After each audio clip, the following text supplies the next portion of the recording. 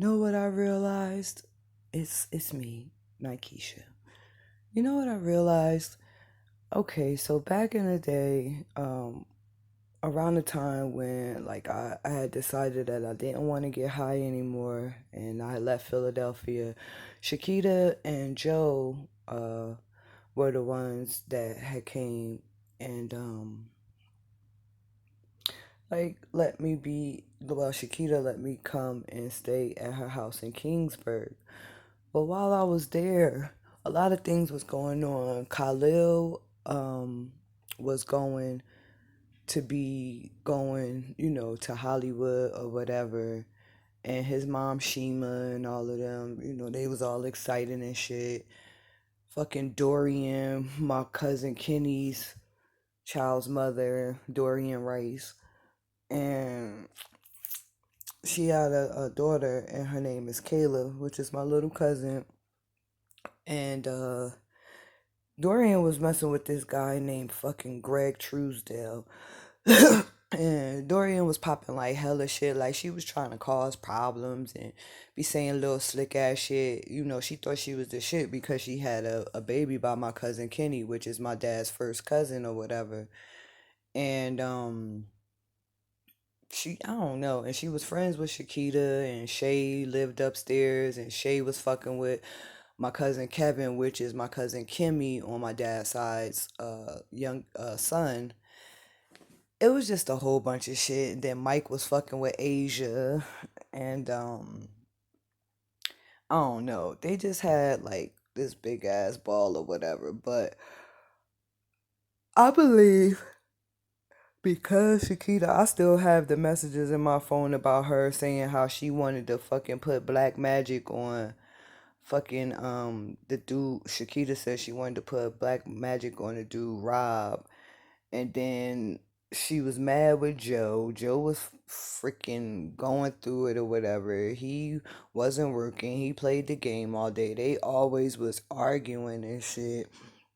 And I'm like, yo, like, y'all just doing way too fucking much. But anyway, Dorian tried to get in my business. And so when she did that, I'm like, I told True, like, yo, you really need to be watching who the hell you laying with. Like, she got all of this shit high fly ass stuff to say about me. You need to check her damn health status or whatever. So I don't know how that turned out, but I just know there was a lot of hating going on. Shay was phony as fuck. They always going through it. She fucked around. Like when Kevin was locked up, she started talking to this other dude. It just was a lot of shenanigans going on there. Then, like I said, I was fucking with the dude Ricky, which is my cousin TT's fucking boyfriend or child's father. And when he told me that that was like his child's mother, like that shit made it awkward and uncomfortable as fuck. So eventually I just stopped fucking with him. Dude next door, I forget what the heck his name was, but it was Shakita's cousin. He was trying to play motherfucker out. I didn't even fuck with the dude like that. And it just I don't know. They just had a lot of stuff going on. And Shakita was working at this elementary school as a janitor.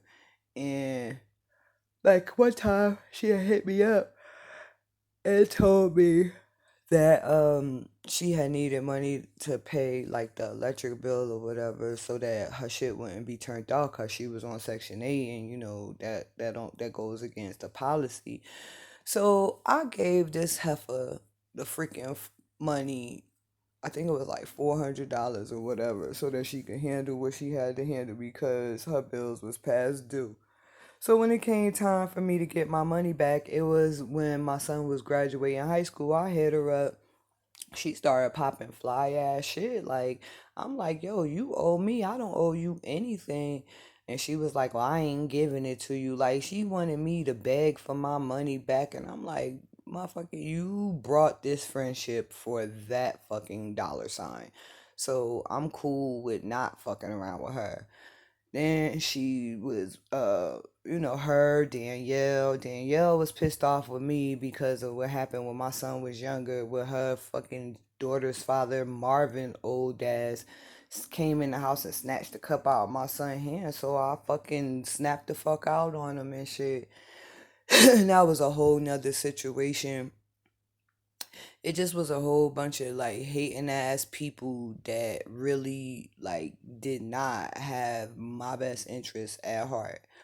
The man downstairs, Mr. Charlie, he was an older man or whatever. He drank a whole lot and got high and shit like that. But he was cool with everybody. But eventually, like, it started just being shady with me where Shakita had lived on D with. I just stopped fucking with a whole bunch of people that was connected to her because like she had lots and lots of things going on. And her foster sister or her stepsister or whoever she is, Shatina was messing with this dude named Rodney, and they was always fighting and going through it, and it just was so much drama that was going on with all of them. And I just cut all of them off because like they see me at my best and they see me at my worst, and like she like to sit there and try to talk shit about people, but they always getting high, but they sitting there talking about I'm a crackhead and I'm this and I'm that. Like I can own what the heck I did, but none of these people seem to want to be honest about anything. So I know Shakita got behind the scenes. She knew that I messed with freaking C Rule at one time, which is Christopher Ramsey. She also knew that I had dealt with Now Nation at one point in time, which is Cy Noble Khan, aka Vaughn Mackerson. She also knows my daughter's dad, Mark Scott. So I know that she got behind the scenes with her slimy, grimy ass and, started putting shit in the game because she was mad because I told her about herself and said, fuck you. Like, I don't have to freaking be friends with you. You know what I mean? I also do know that at one point in time, Valquan, which is her son, which was supposed to be my godchild, he was working at Bank of America.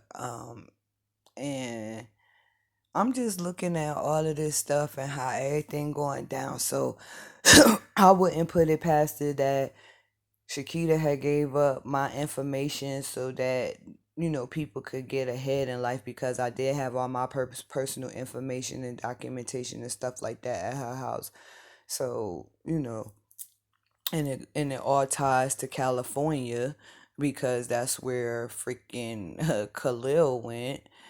And he went and he's an influencer, a social media influencer and everything like that. And I remember around Christmas time one year he had came back to Kingsburg and had his car, flown over, shipped over, however he got it over to Kingsburg so that he could stunt in the hood,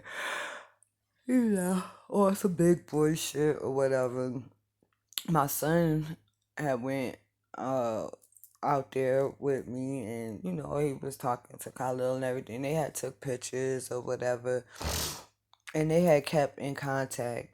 But I'm just like looking at all of these people from my past and just really realizing like everybody had a hand in trying to bring me down and sacrifice me. It just was a whole bunch of stuff intricately done to try to like pull wool over my eyes. But I know that all of them was influenced by money and the drugs and that that lifestyle or whatever, and everybody was dick riding Khalil. And I also know that one of their cousins was drafted into professional football. I forget what team the guy was on. I don't even remember what his name was, but it was all money motivated and influenced by all of this stuff, that they thought that was going to get them ahead in life. So I guess they tried to use me as, they scapegoat or whatever, and whatever plots and schemes and stuff that they had going on in their situations. I know that they was trying to freaking sacrifice me the dude, I forget what his name is. That's how unimportant that he is to me. But he lived next door in a rooming house or whatever, and he called himself a so-called weed seller or whatever. But he stayed in that rooming house where people was getting high. So I wouldn't put it past him that he was doing more than just selling weed to folk. And it just I don't know. I'm just putting that out there because these is things that I'm remembering about certain events that took place in my past with these folks and how they get down. Mm-mm, mm-mm, mm-mm, mm-mm.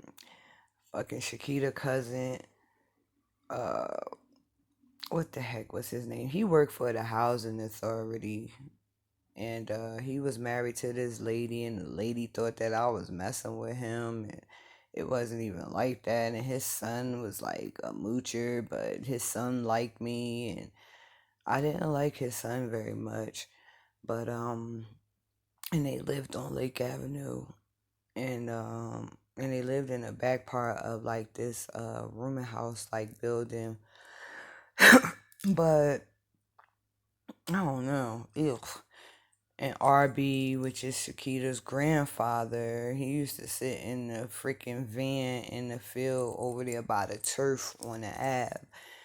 And he was a dirty ass perverted old man and stuff. And he wanted to try to talk to me. He used to always eyeball Google me, and he used to talk to Mr. Calvin. Mr. Calvin used to sit over there in the field too with his trunk open, selling like outfits and hats and all types of crazy stuff out the back of his truck.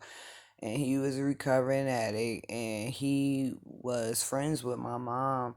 Like, just Asbury Park being so little, like everybody was in everybody business, everybody knew everybody, so everybody watched everybody was in on the whole big old caboodle and plot and scheme and stuff like that. But yeah, I'm just thinking about a lot of stuff. I remember when Shakita lived on D with, she was messing with my Uncle Born, but she was also fucking with the dude Chuck that worked at the barbershop, and Chuck was married to some chick, and it was just this big old whole thing going on. Chuck thought Valquan was his son, and she was saying that Valdez, which is in the military, was freaking Valquan's father, but she made that man life a living hell.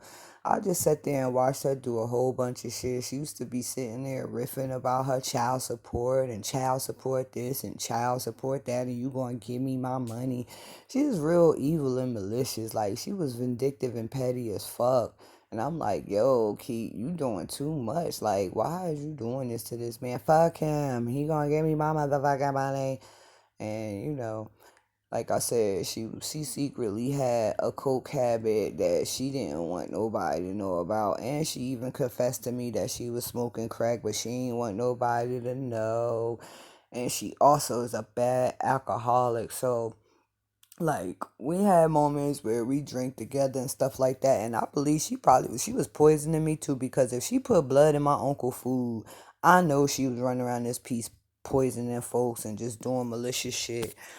I also remember at one point in time while she was staying in Kingsbury, Valquan was messing with this girl, and he had enlisted in the army, so he was away doing training and shit. I don't know what happened when he had came back, but I know he was messing with this girl, and then all of a sudden the girl died, and they was trying to say that this girl had committed suicide or whatever, and that was a whole nother situation. But Shakita had met the girl.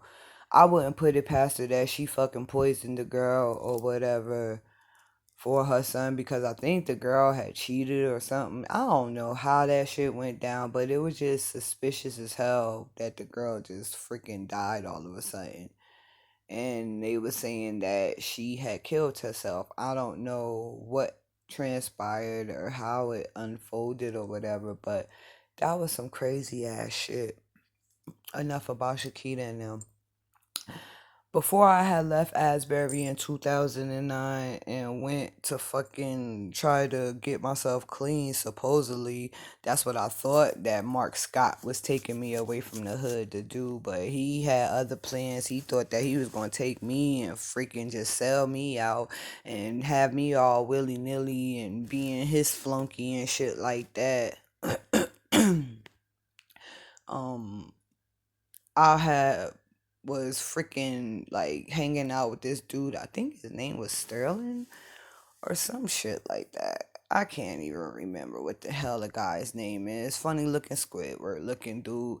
But it was this old man that had lived in the Sebastian village up in Neptune, and he called this man Pop, and he was cool with the older man or whatever, and took me over there to the old man house. We was over there getting high with this man and shit like that. But this guy, he was pissed off that like cause I had told him like I'm getting ready to leave from here, and he was like acting like I was his woman and shit, and I had to keep constantly telling him like I'm not your woman. And when he used to go cop and shit, he used to go cop at Aura House, and Aura is my pop's cousin, and her daughter KK stayed there too. And KK, she went both ways, and KK had liked me, whatever, whatever. It just was some shenanery going on, and she was jealous of me, but at the same time, like she tried to plot and scheme on me. They just did like a lot of underhanded ass shit and had people like paying to go get high at her house. One day she tried to fucking shit on me and try to be telling people a whole bunch of stuff, and it just turned left with that as well. So I stopped hanging out at our house. And then when I left from there, I don't know what the hell happened in Asbury, because I walked into a living fucking nightmare fucking with fucking Mark Scott's ass when we left. And I believe I told the story about that, how he took me to Willingboro and his Uncle Wallace was not having that and his Aunt Jean wasn't having that. So we left and he took me to Camden, and that's where the real true shit just started unfolding. Yvonne worked in a damn barber shop, and she said that it was her grandfather's barber shop or her uncle's, no, it was her uncle's barber shop or something like that. And she stayed upstairs in the barber shop, but I don't know. I think that shit was like used as a fucking front, because all they did was get high all day. But then no, I did see the older man working in the barber shop during the daytime or whatever, and they tried to shoo me away like I was this oh so big problem or whatever. And I think I had winded up telling the man like, "Yo, she doing all of this crazy ass shit in your barber shop. You need to be checking her." Got mad with me about that. Like I said, Mark had paid L and Larry. I don't even know what his last name is, but he was messing with the girl Laisha, and they all was in on the whole thing. Mark and them was trying to kill me and Laisha, and Mark got mad because L wanted to kill me first, and Mark didn't want him to kill me first because he like, if you kill my woman, what about your woman? So that was a fight within itself. It just was some shenanery, buffoonery going on, for real. But I can say this: I think the daggone universe, creator, source, God, whoever, but definitely hearing me out when I said that I was done living the get high life, and I didn't want to no longer participate in anything that had something to do with me tearing my own self down and or having anyone else tear me down. So I was granted the opportunity, and I am thankful 8, 9 years later that I was saved from that situation. And like I said, it has been a journey. I don't regret any part of anything that transpired in my life, because it made me a stronger individual, and it let me see just how strong I really am in situations, from going to get, someone plotting on my murder to getting high to wanting to freaking end it all with the damn drugs.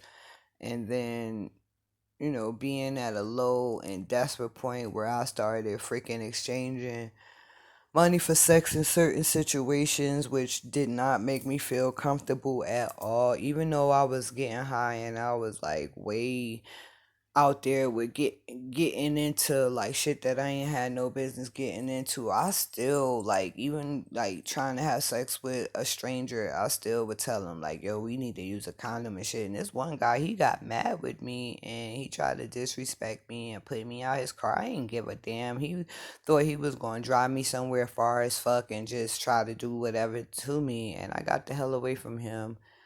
And you know, in the course of me being in that state of mind, that's when I had met David Lowe. He was walking up the street one day, and I was so pissed off with Mark. I had took his jeans and I was trying to sell them so that I could get high.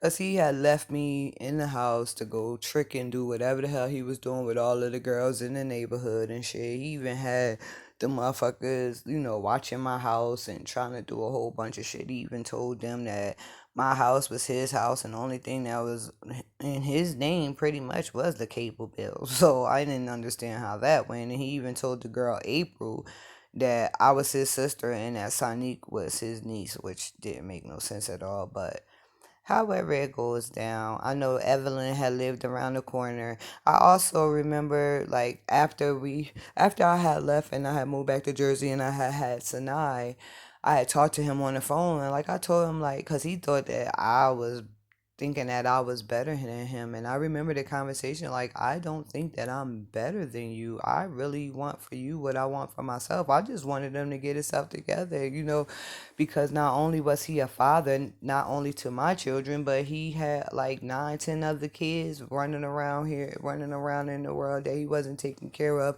Then Michelle called herself thinking that she took him from me. Like, okay, that's what you want to do. And that turned left.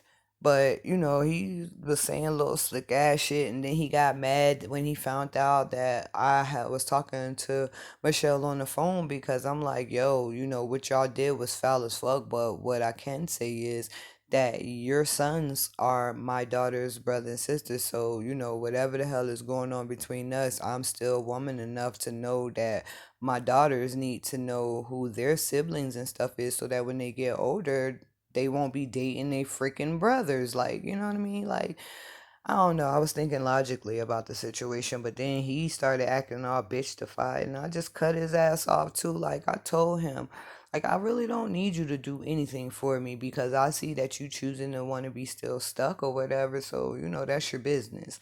I don't know what he told anybody about me after the fact, but I do know that he was still in Philadelphia, which means that he was still tied to Sakina Dean and Daryl Robinson and freaking Derek and Otis and Charles and Trudell and freaking Angie and Rob and all of them. You know what I mean? So, and oh yeah, freaking Brenda and Odetta. So when I had to leave from my apartment, I had asked Brenda, could I leave some stuff in their basement or whatever, and she was like, yeah, it had like my old phone and clothes and little stuff here and there or whatever. So if I had anything with my personal information on it in her basement, I wouldn't be surprised that Odetta and Brenda really freaking did something with my information, because they was down on a whole bunch of scheming and shit. Detta didn't get high, but Detta like stayed with all type of health issues going on, and Brenda stayed with Detta, and you know, she was getting high real bad. Like I said, she was messing with this dude, and he had went to jail. I don't know whether or not Mark had his claws into that, but I know that when we was in Camden, TB and his freaking wife, what the heck was her name? Toy Lynn. She looked like a whole cockeyed man or whatever, but they was down on scheming and plotting and shit like that. So they was after me. Toy Lynn and all of them thought that they could bully me as well, and I wasn't with the shenanery. They knew what was going on. Um, yeah, just I don't know, but I just know that that was one hell of an experience. And as I think about more situations when it comes to things that transpired in my past with these crazy ass people that have been a part of it, it helps me, get a lot of these things that I have held on to out of my system so I could continue to move forward. I don't wish no bad on nobody. I don't even care what the hell people got going on for real, because I'm very, very grateful that my life was spared from all of those things and I made a conscious decision that I wanted better for myself. So every day that I am granted the opportunity to awake again, like I try to utilize that time to the best of my ability and be the best person that I can be. I don't think that I'm better than anybody. I definitely, definitely am not perfect. I never professed to be perfect to anyone, and I never thought that I was better than anyone. If anything, like all these experiences at that time made me feel like I was the lowest fucking thing on earth, and same people that was casting stones and passing judgment, they had all this stuff going on in their background, but they highlighted my, downfalls because they wanted to continue to keep theirs covered. So you know how that go. Anywho, I'll update more on things that I remember from my past, but I'm getting ready to go to bed because it's 1 minute to 12 a.m. I was asleep. I woke up and then I had my coffee. I had some coffee, and that this post came to me. So I just wanted to put this down on record before I close my eyes and got me some rest and look forward to another beautiful day. When the sun rises again. It's Friday. Me and my girls are going to hang out, probably at the playground or something like that. And their schoolwork is up to par, so I'm happy about that. They're adjusting well to their new grades with their teachers and things like that. So I'm proud of them for,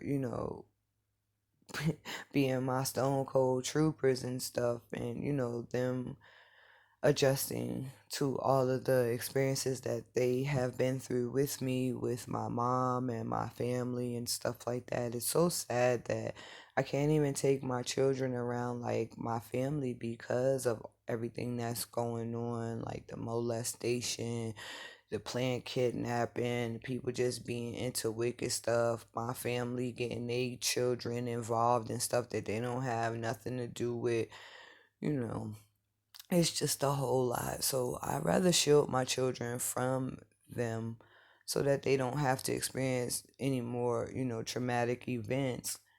I just wish that one day, like my family, like my cousins and stuff like that, my younger cousins that don't have any, evil deed attached to them, that my children could eventually meet and play with their younger cousins, because like I told them, we have a huge family on both sides, my mom's side and my dad's side, if that's my real father.